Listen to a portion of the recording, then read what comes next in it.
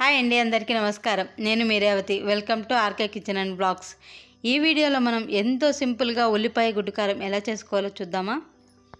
ముందుగా స్టవ్ వెలిగించుకొని ఒక కడాయి పెట్టుకొని అందులోకి కాస్త ఆయిల్ వేసి సాసులు, జీలకర్ర, చిన్నగా కట్ చేసుకున్న ఉల్లిపాయ ముక్కలు వేసి ఫ్రై చేసుకోవాలి.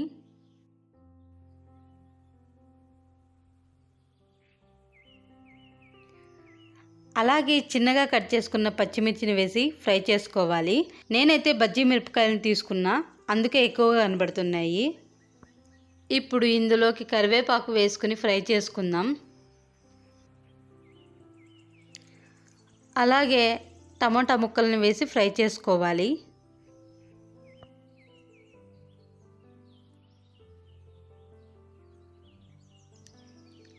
ఈ టమాటా ముక్కలు కాస్త మెత్తబడాలి. మూత పెట్టుకొని 2 నిమిషాలు ఉడికించుకుంటే చాలు, మెత్తబడతాయి.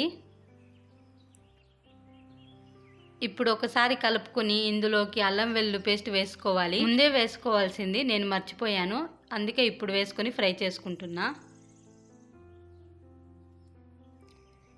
ఇప్పుడు ఇందులోకి ఉప్పు, కారం, ధనియాల పొడి, పసుపు వేసి వీటన్నిటిని బాగా కలుపుకోవాలి.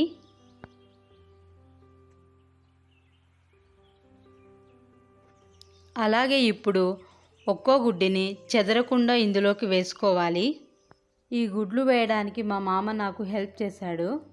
ఇప్పుడు వీటిని కదపకుండా మూత పెట్టి ఒక 3 నిమిషాలు ఉడకనివ్వాలి. ఇప్పుడు వీటిని ఎలా పడితే అలా కదపకుండా ఇలా కట్ చేసుకొని టర్న్ చేసుకోవాలి.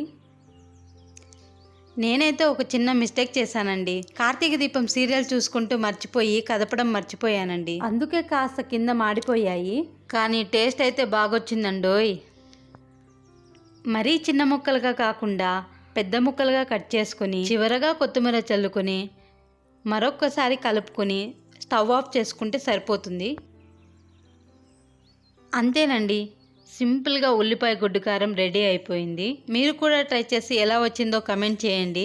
అలాగే ఈ వీడియో నచ్చితే లైక్ చేసి మన ఛానల్ను సబ్స్క్రైబ్ చేసుకోండి friends. Thanks for the watching.